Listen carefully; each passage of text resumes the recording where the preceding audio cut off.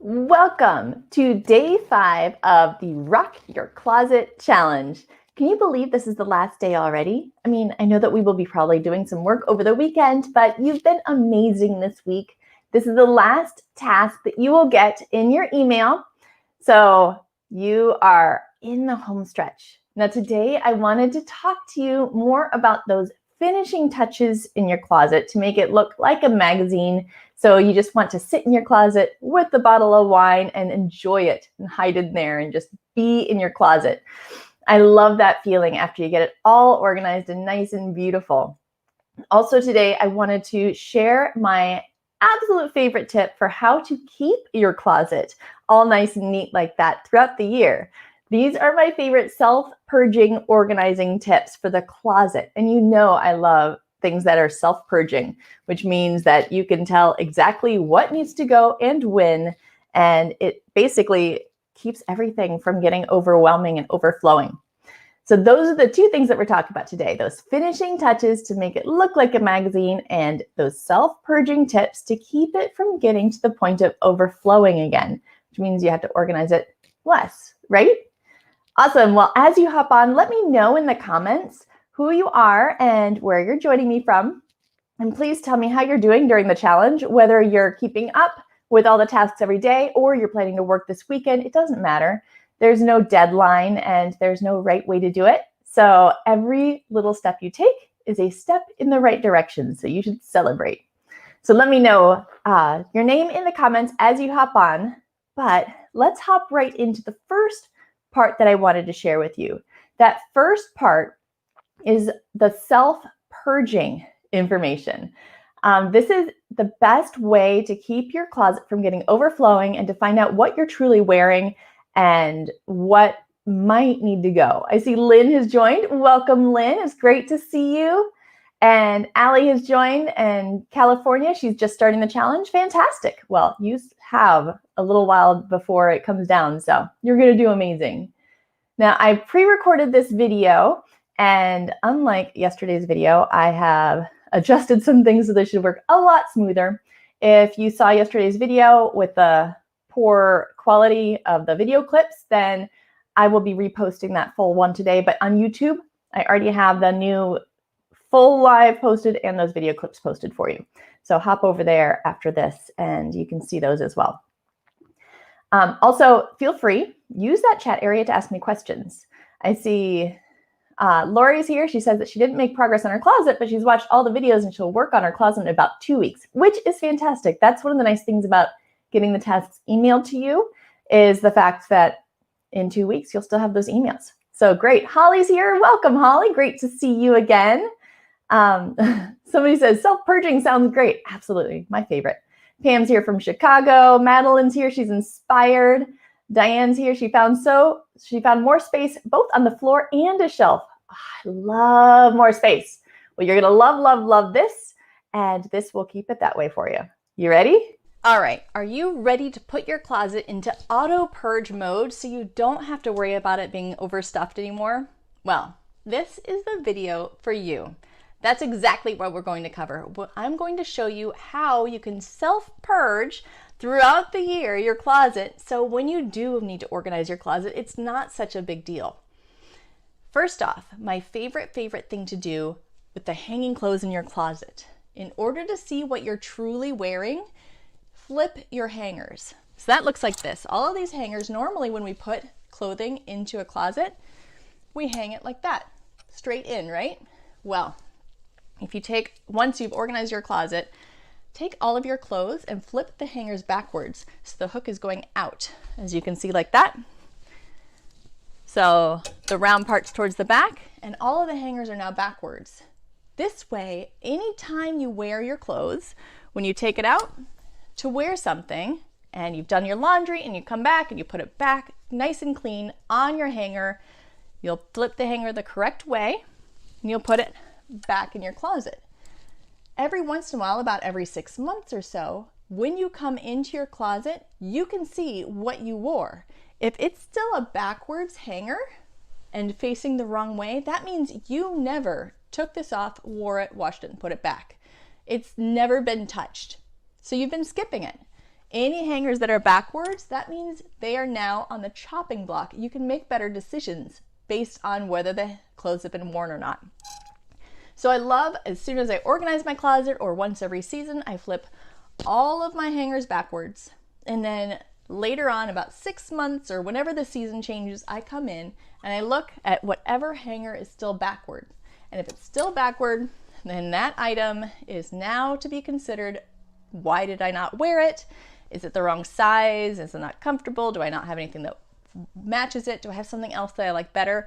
Why have I not worn this? And do I still need it? And a lot of times that helps me decide I don't actually need it anymore. So the hanger flip is my number one for all of those hanging items. But not everything hangs, right? Sometimes we have items that are folded. How do you do a hanger flip with folded items? I instead use little slips of paper, and I can write the date right on the little piece of paper. So when I fold, like this, my little squirrel nut sweater, I call it, it's got squirrels with little nuts. Right inside, you can find a little piece of paper. And this piece of paper will have the date, and I just put it right inside the sweater. So when I unfold it to go wear it, the little piece of paper will fall out, and I can throw it away. I usually keep a trash can near or in my closet. But if I never wore it, the next time I go through my closet, or if I'm looking for a sweater and I happen to see the sweater is on top or underneath, I just give them an eyeball. If it's got a date that's 6 months, a year, a season or two away, then I know I've not even worn it. So those clothes, again, can now be on the chopping block because I obviously did not wear them. If there's no paper inside, that means I actually wore them and I put them back away, so they are probably safe. You can do this with sweaters, you can do it with t-shirts that are folded in your dresser, you can do this with jeans, any type of folded clothes, you can use the little paper method. Now, what about your purses, your shoes, your scarves? The little piece of paper can't be folded right into that, right? Some of my favorite things to do to see if I'm actually using purses or shoes is just grab something that's really obvious, where if you were going to go out and use this purse, you would not want to be seen with this on it. Write the date on it, and I just use scissors to cut a tiny hole. I used old Christmas ribbon, and you can just tie this right onto the handle or a strap or a zipper of the purse.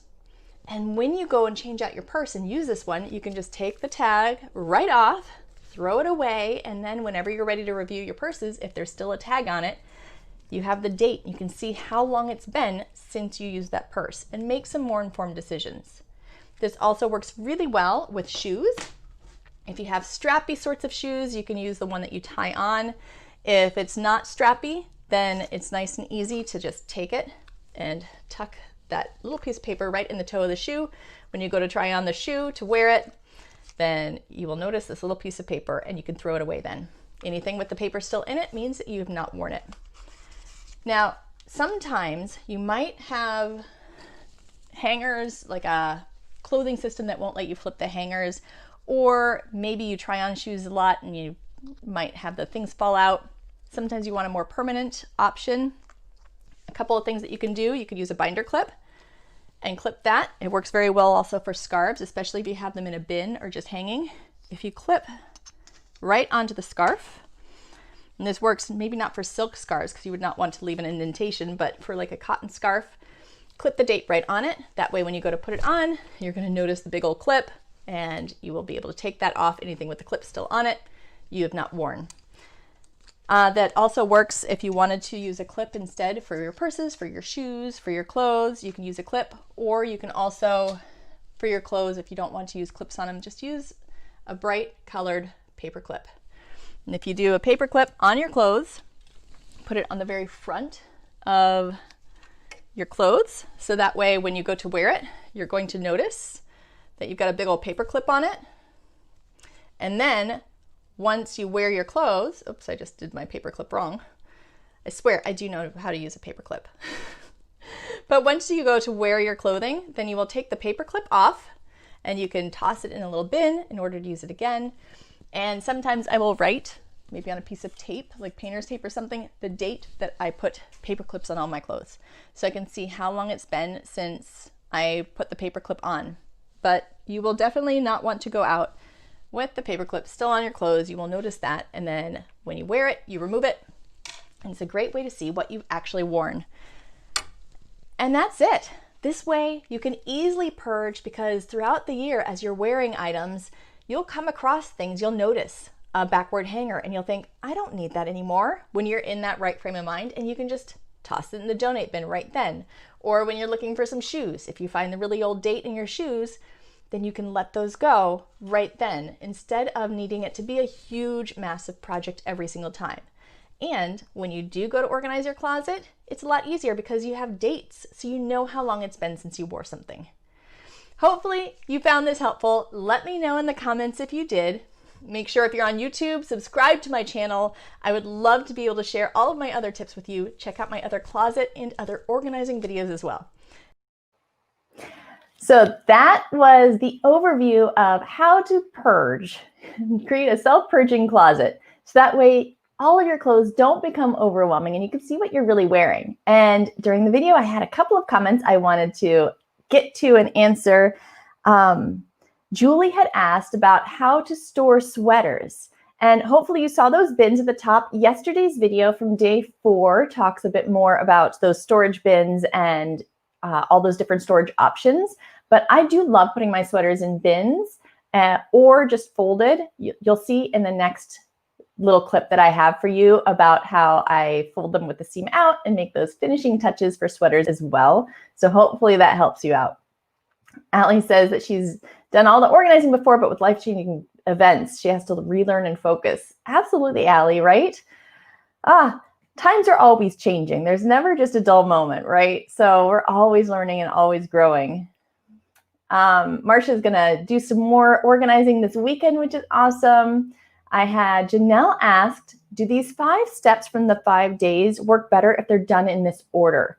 And yes, Janelle, they do work best in this order, going step by step. But, you know, if it works better for you to go out of order, that's okay. There's absolutely no rule. I set these up in this order because it does sort of lead to the next step and makes it an easier process. But if you need to go out of order, any step forward is a step in the right direction, right?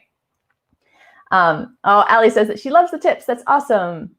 And Lori, loves the tips. She'll use them after she does her first purge. Yes, and purging is one of those things where it's an ongoing process for one. That's the nice thing about the self-purging systems.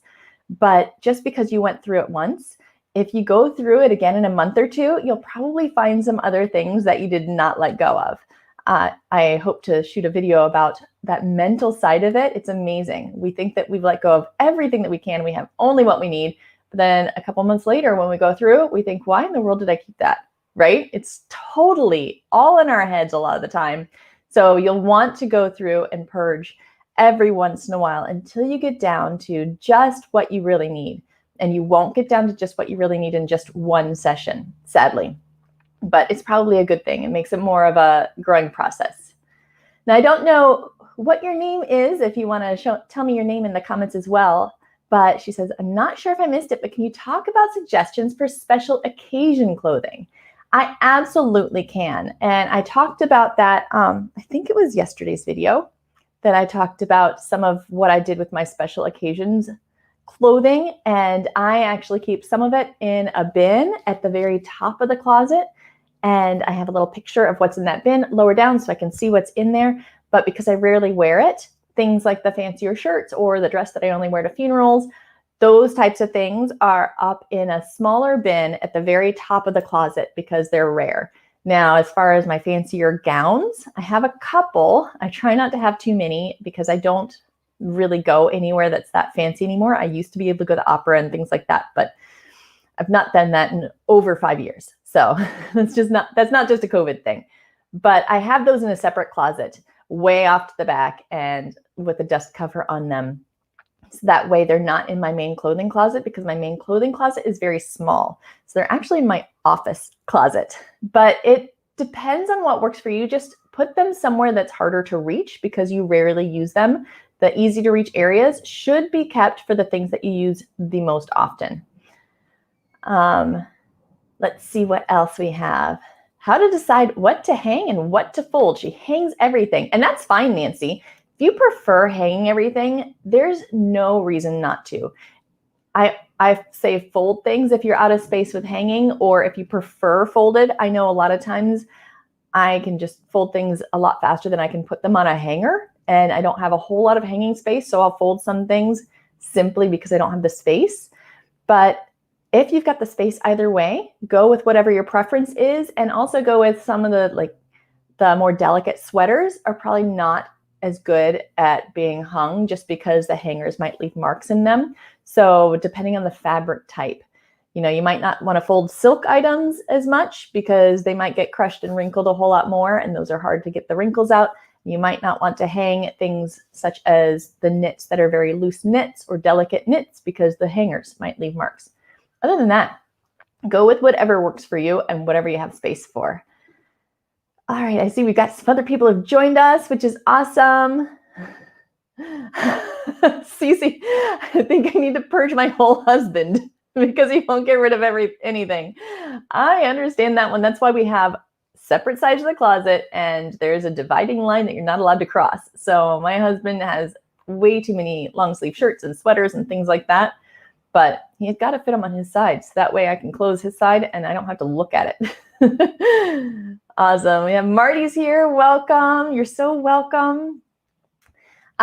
Somebody said, I took my shelf out and made a double hanging area. Should I put the shelf back? That's completely up to you. If you need more shelf storage and less hanging space, then go ahead. But if that hanging storage space is working out better for you, then stick with the hanging. It all depends on what's working best for you. Everybody's different. So that's why a lot of times I'll do like little virtual sessions with people, idea sessions, and we'll talk about the closet design. And it starts with me asking a lot of questions based on, what your lifestyle is, your preferences, what you work better with, what you prefer, those types of things. So it makes it hard to answer. There's no one steady, fast rule. All right, well, let's check out the ways to put the finishing touches on your closet now. This is the stuff that will make a big difference just by changing these little tiny things and just make it feel settled. Hey beautiful, I'm so glad you're here for the finishing touches that you can put on your closet. When we're organizing our closet, that's great. We feel so accomplished when we are down to just what we really want, and that's the most important part. But sometimes you want to kind of give it that extra something special. Make it look more like a department store and nice and settled and finished off. So here are a few tips to make that finished closet really look finished and make it somewhere that you might want to just hang out with a good book and a bottle of wine and enjoy it. So here are some of my favorite tips for finishing off that closet. One of my first and most favorite things to do, if you have the space, is see how I've spaced out my hangers a bit? Each of these hangers have some space between them. And the purpose for that, it looks beautiful. And that's why they do that in the different clothing stores. It's absolutely wonderful and gives you this sense of plenty of space. But aside from that, it also keeps your clothes from getting super wrinkled by being smushed in against each other. So it's easy to grab your clothes in and out when they're not smushed together really tight. If you have to force your clothes in, it's really hard. Keeps them from getting wrinkled, and it just looks a little bit more polished. Another thing you can do that you might see, I have some dividers. So for me, I have my categories are by sleeve length primarily. So I have no sleeve, short sleeve, long sleeve. I also have some things that are sets so that go together, and I've labeled each of them into various categories.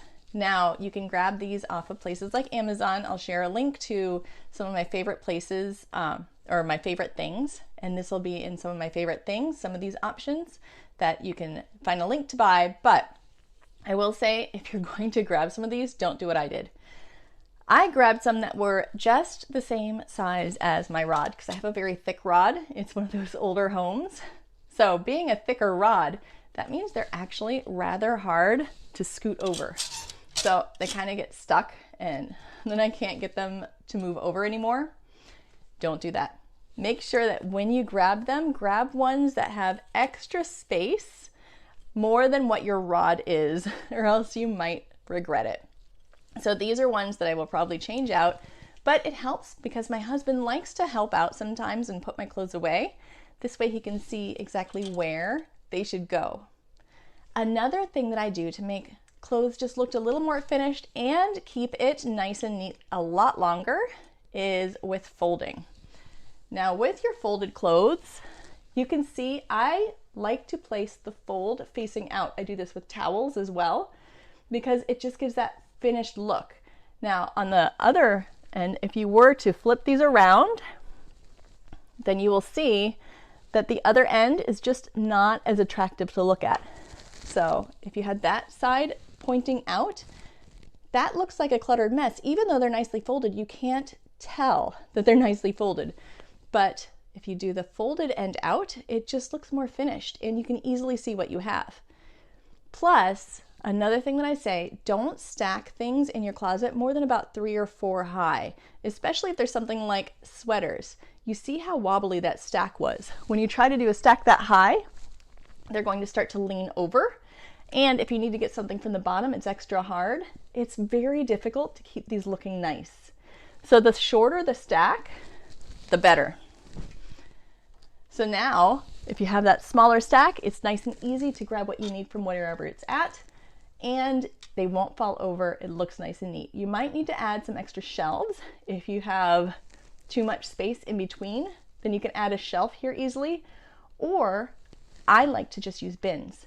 These bins have see-through fronts, so I can see which sweaters are inside, but this way I can use all of my space because I can stack, I've probably got about 12 sweaters total, about 6 and 6 within these bins. I can use all of my space that's between the shelves because I do like to have a couple of things stored that are taller on the shelf. So instead of adding another one, I use the bins. And then this way, I'm not battling a huge bin to get it down because if it's a super heavy bin, that makes it hard.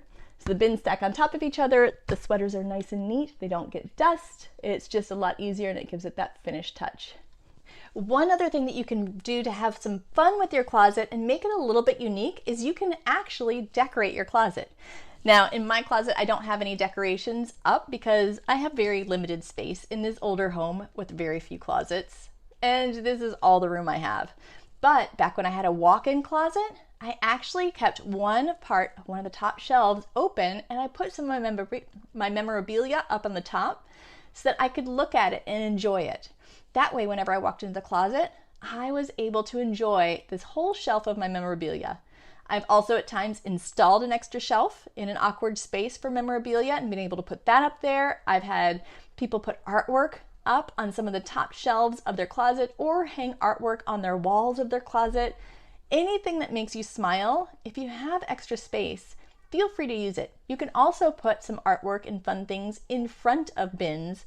So if you have maybe a bin of photos or things that you very rarely use or emergency supplies, feel free. Put a piece of art leaning up right in front of it so you don't even have to look at the bin and you can see the artwork and really enjoy it. So those are some of my favorite things to do to make your closet just look a little bit more finished, kind of like if it was at a fancy department store.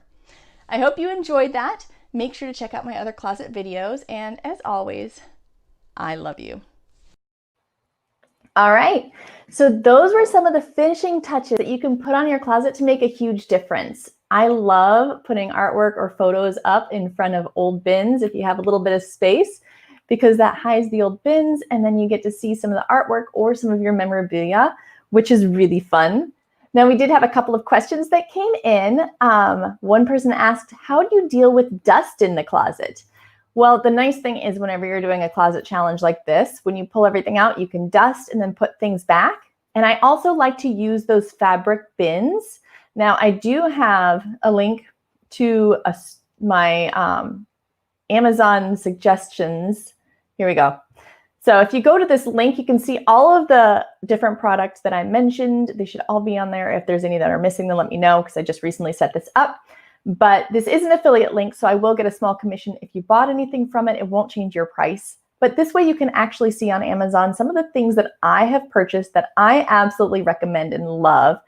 And you can also see some of the different names for things. So we had another person asked, what do you call the divider rings when you're searching to buy?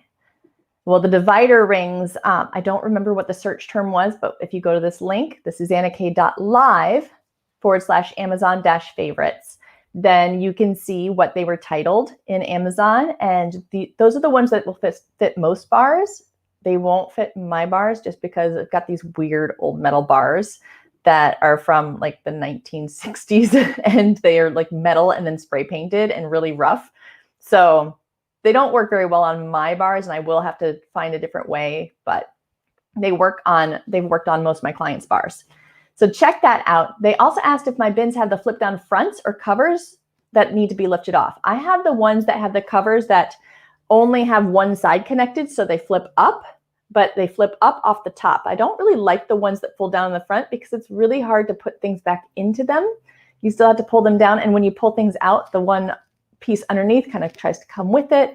So I'm not a huge fan of the flip down fronts for things like sweaters. I prefer the ones that the top flips up like those are. I had a question. Oh, we had a question from someone, I'm not sure the name, but do you hang clothes on the back of the door? Normally, well, okay, this is a two-part answer. On the main door in our bedroom that we open and close, then normally no, but during the winter, because we live in Florida, so winter for us is like 2 months, and half the time it's 80 degrees and the other half it's 50. So it's so variable and it does not last long. We do hang our sweatshirts, like our little hoodies and light jackets, on the back of our door during the winter time. But normally throughout the year, I try not to hang clothes on the back of that door because I don't want to see them all hanging when I close the door. It's kind of stressful. And I like to keep my bedroom peaceful. That's one of the main things. I try to keep my bedroom peaceful so that way anywhere in the rest of the house, if it explodes, that's okay. I have a refuge and I can sleep peacefully. Now, I will say on the back of our bathroom door, we don't close that as often for long. Usually if it's closed, you're on the other side of it. You're inside the bathroom. I do hang my robes and some of my favorite quick grab bras on the back of there because that's a spot where we rarely even see that door closed because we're on the other side of it. So that I don't mind as much, but it's all a personal choice. If it doesn't bother you to have clothes hanging from the back of your doors, you can. It's all up to you. Karen mentioned that she did a lot of purging during the seasonal switch, but with COVID, it's hard to purge because she's not going anywhere. And that happens at several times of our life where there might be a temporary change. You know, maybe you got pregnant, or maybe you had a job change that's temporary and you're not sure what's going to happen. Sometimes we have to just do our best guess and purge based on what we think life is going to be like. And sometimes we might have to keep a little bit of extra because we aren't sure what the future is going to be. That's fine. I just say what I usually do, especially with things like job changes or something, I'll put anything that I'm not wearing that I think I might not want in a separate bin to get it out of my main space. And that way it's not taking up room. But after that event is done, I can see what the new life is like and how things settle down. And I'll have those items if I need them. But if I don't need them, then they've not been in my way the whole time. But yes, sometimes things are just temporary and we purge what we can, but have to wait for the rest. And let's see, Allie mentioned that she loved the bins. She purchased those on Amazon. Yeah, I put a link for those. That Amazon link has those bins. Let's see, she says that she missed her walk-in closet. She sold her home over a year ago. Yeah, readjusting to a smaller closet is hard. I had to do that as well. I used to have a nice big walk-in in an old apartment I had, and then I moved to a home that had one closet in the entire home, and it was this big because it was from the 1920s. So I had to buy a couple wardrobes and life changed dramatically, but it was good. It really forced me to keep more of just what I really loved. And there's actually sort of a silver lining to the smaller ones. They're more difficult as that learning curve kicks in, but in the long run, it's really nice actually. Ali also asked, When will you share on paperwork? This is a hard one for me. For paperwork, I'm not going to share during this challenge on paperwork, and I don't have a paper challenge coming up in the general group. But if you are struggling with papers, you might want to head over to my website, the susannak.com, and check out the Paper Path membership, because that is kind of like our challenge, but drawn out for all the papers in your home. So check out the Paper Path membership on my website, and that might help you out. Nancy, good question. Nancy asked about dust covers for fancy clothes. She read that plastic is bad. Plastic is bad, especially if you're anywhere with humidity. So here in Florida, where I'm at, plastic is even worse because the moisture gets into the bag, can't get back out. It sort of eats away at the clothes. So your clothes need to be able to breathe. That's another great reason to make sure that your clothes are not overstuffed in the closet. If there's no room for them to breathe and for air to get around them at all, then they will wear out faster just because they sort of degrade over time with the moisture and everything stuck against them. So what I do, you can get dust covers that are fabric. If you want to, you can purchase some. But what I do is I take an old pillowcase, and here, let me make up a pretend pillowcase for you. So you know how your pillowcase normally has, I'm going to do a little origami with my notepad. Normally your pillowcase would look like this. It has one side that's open and the other side is closed, right? Well, if you take your pillowcase and take some scissors and cut a little hole at the closed end, then that's just the right amount of space for the hook of a hanger to fit through. So you can put the pillowcase over your clothing with the hook of the hanger sticking out of the top, and that pillowcase is going to keep the dust off of, it's mostly like the shoulders of our clothes that get the most dust, because in between it's got other clothes keeping the dust off of it. But an old used pillowcase, as soon as you're not using them anymore, a lot of us have extras. If you just cut a little slit at the very top and slide that over your clothing, then it's a fabric dust cover, and it's so much better for your clothes and practically free, because I mean, I'm sure that Goodwill or something has extra pillowcases as well if you don't have extras, but most of us do. Great question. Ideas for keeping clothes smelling fresh and or best air freshener to use in the closet. You know, I like to use those cedar blocks. So if a lot of times I use the hanging ones, or if I've got a folded area, like I just get the little round chips that I throw right into there. They have ones that go right over the hangers. So the round thing goes over the hanger. Sometimes those are the ones I just throw in the drawer.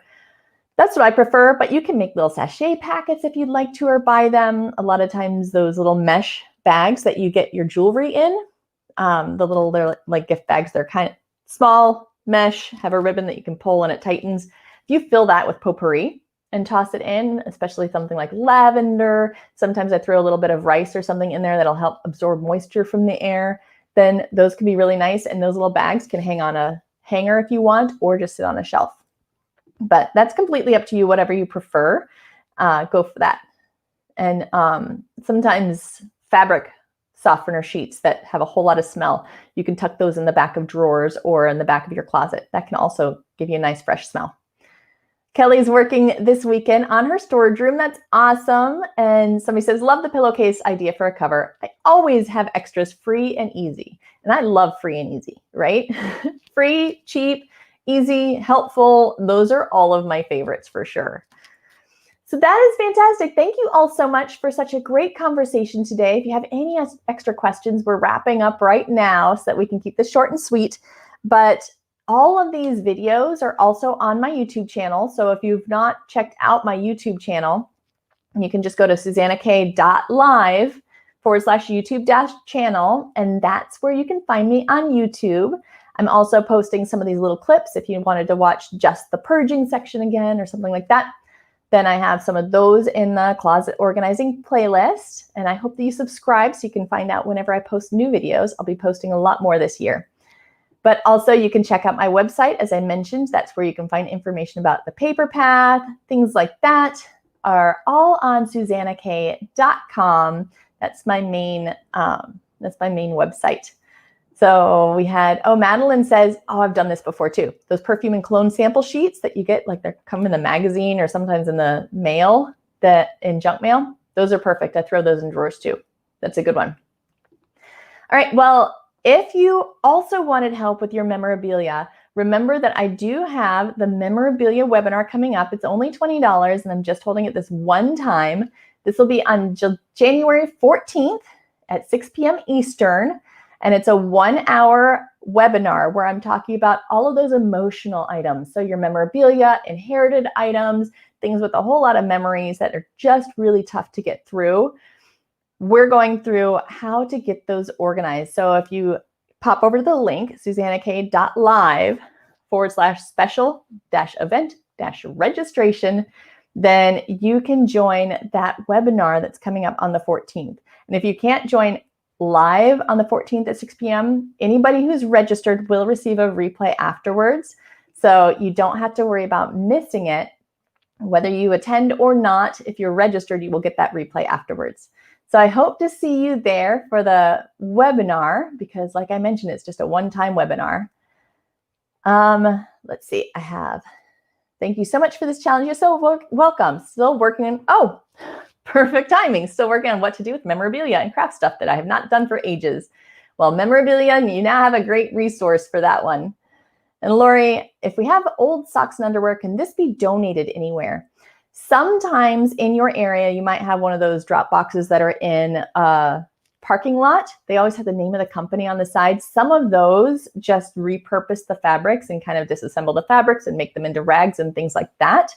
So old socks might be good there, but I'd say just kind of Google the company to see if that is the type of clothing and stuff that they actually want donated.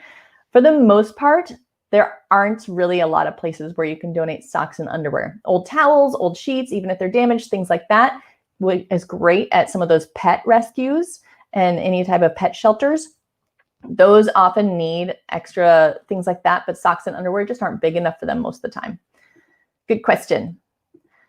Yeah, Marty says, my closet has folding doors. Can't hang anything. I can't hang anything on the back of my doors either because they're the doors that slide.